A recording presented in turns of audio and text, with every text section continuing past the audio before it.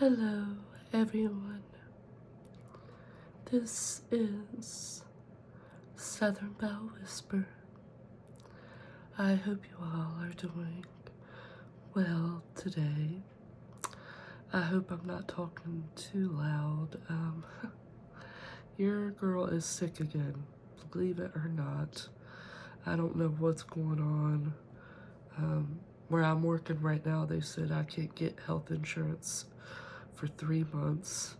But the way things are going right now, I'm got an appointment made on Monday to discuss health insurance with somebody because I can't wait 3 months.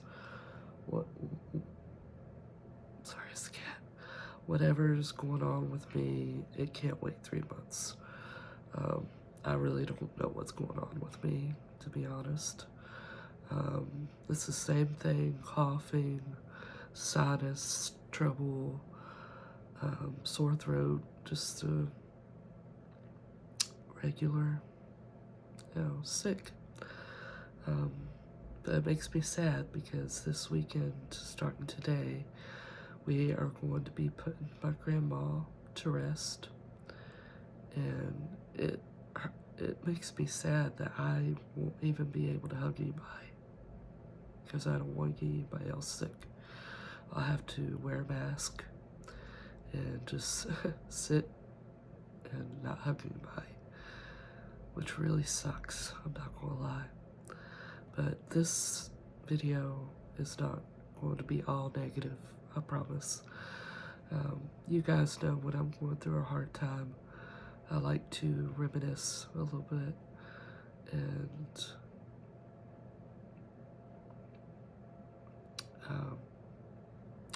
I want to tell you guys what a wonderful woman my grandmother was.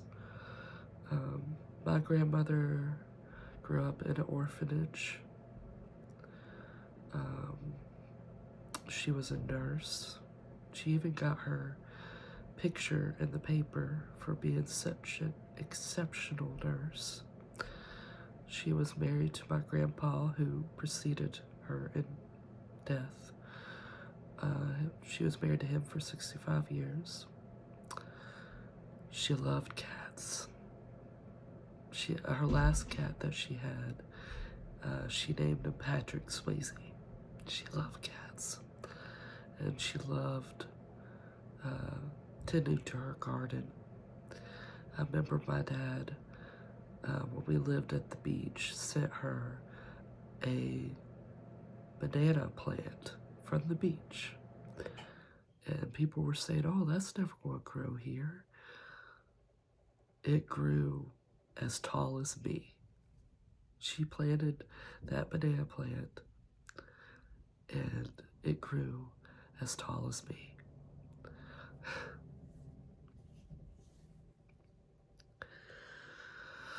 She was really, really proud of that banana plant because she always said that my dad was the apple of her eye. I remember the last time I saw her a few days ago, and they had her pretty sedated and comfortable.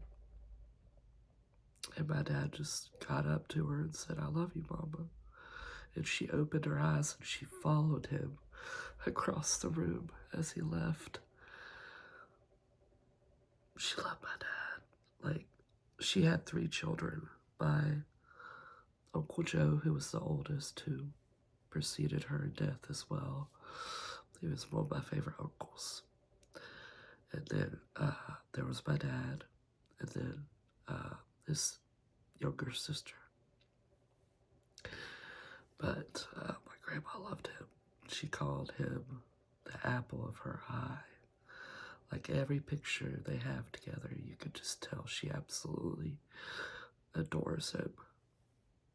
And I always felt like she really loved my dad's first wife.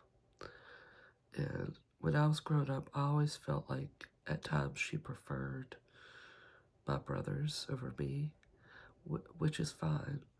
But now that I look back on it, and I see all the great memories I have with her, I slap myself. I'm like, how could you ever think that? One of the first memories I have of her is I told you guys I don't have a great memory, but she was visiting at the beach. I think they had a vacation home, her and my aunt, and she had the book, not the song, the 12 Days of Christmas. And I remember her sitting with me and reading that book with me, and Partridge in the Pear Tree. That's one of my favorite memories. She loved the beach. Absolutely loved the beach. I think about maybe 6 or 7 years ago was her last trip to the beach. She loved it. I'm sorry about all the sniffling. I'm getting emotional, and then with all the sickness and everything, I'm so sorry. Hold on.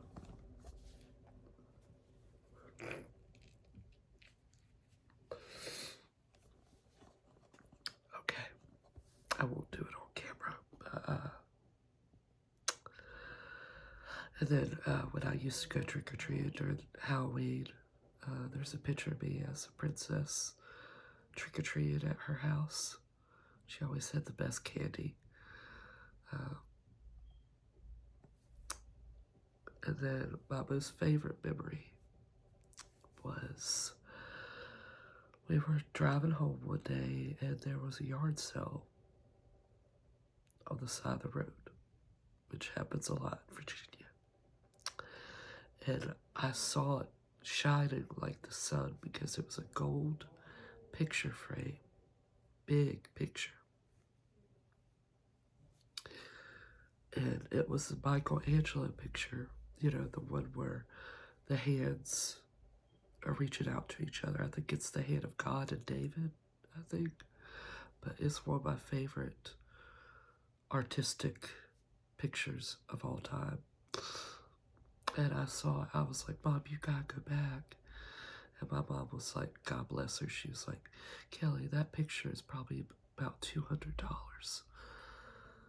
And I was like, you know, and my grandma looked, I was sitting in the back seat, and my grandma looked back and she said, you better go back. I will buy that picture for her. So my mom went back to that yard sale and got that picture, that Michelangelo picture for me. And it only ended up being $15. And I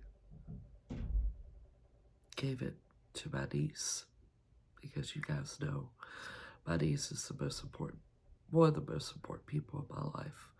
And if anything was to happen to me, I would want her to have it. So she has it hanging in her apartment at the beach. And we also went, I know you guys remember when we went to the Michelangelo exhibit in Charleston. So right after that, I gave her the picture. And I was just like, take care of it. And don't let it gather dust. Please hang it up. Please, please take care of it. So I know you're taking care of it. I think it's hanging right over her futon at her apartment. But that picture just signifies so much to me because my grandma, she would have got me anything I wanted if I wanted it.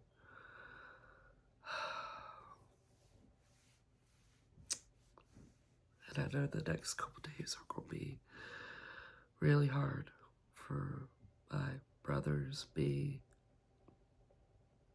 my dad.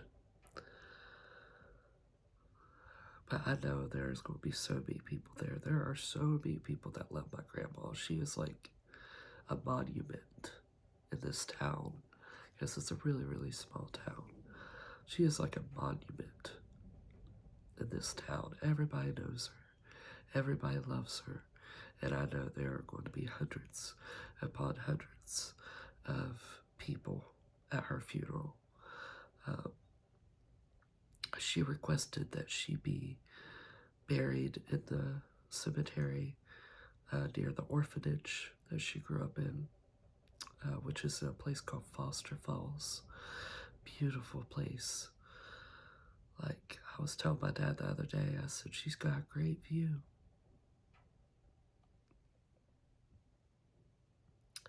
I just regret not seeing her I think I saw her twice the past 10 years. And I knew she was sick. And I tried to get my ex to take me to see her. Not only her, but my mom, who was having the strokes and sick herself. And he just never did. And that's just one of the reasons to be mad at him. One of the many reasons to be mad at him. Because when I got here, I only had 4 months with her and she was already sick. And probably didn't even know who I was when I got here. So, just to be a little negative for a second. Like, if April 4th wasn't bad enough, my phone notified me that I got a voicemail from him. And I don't even know why I listened to it. Like, and of course he was crying and begging and, oh, I miss you, oh, I love you. But then I started looking at that list of things that just made me, I don't hate anybody, but that just made me seriously dislike him, like not love him anymore. And I don't know why he doesn't get that. It's been, the last time I talked to him was 2 months ago, so if he watches my videos, you need to move right along, because I've been told I had to wait until November to start the divorce proceedings. I had to wait a year.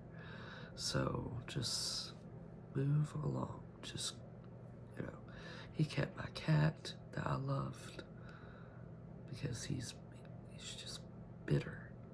He's bitter. He kept everything. I just don't want my nose to run on camera. He kept everything. My books, my cat, my clothes. He said they're all in a storage compartment. And I'm like, well, you're obviously keeping all that stuff because you have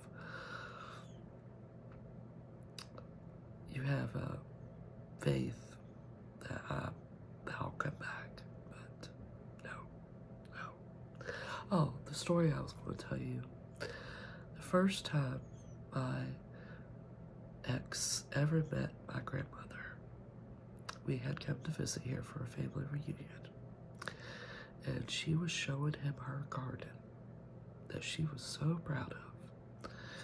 And they're called poppy flowers. But when they're not fully bloomed yet, they're like this little round, like thing with seeds in it. He goes over to that poppy flower and takes it off the stem without even asking her, shows it to her and says, you know you can make pain pills out of this. My grandma was horrified. Like, she took my wedding photo off her mantle after that. She called my dad. She was like, you would not believe what he did while he was here. He took my flower off the stem without even asking me and showed it to me and said, you can make pain pills out of this. So that's like a sad story, a sad grandmother story, because my grandmother loved her flowers, and she saw that the waste that it did when he just picked it off the stem to show her. Like, she saw it as a waste. It broke her heart. I love my grandmother. I will miss her. I wish I could go back and change things. But I just wanted to end this video, I just want to thank you all for all your condolences and all your wishes, and just, I love you guys so much. You guys mean so much to me, really. And I love you, Grandma. She knows I love her. I can put my hand on my heart right now and tell her I love her, and I know she's listening. So, but thank you guys so much. I love you guys. I'll be talking to you soon.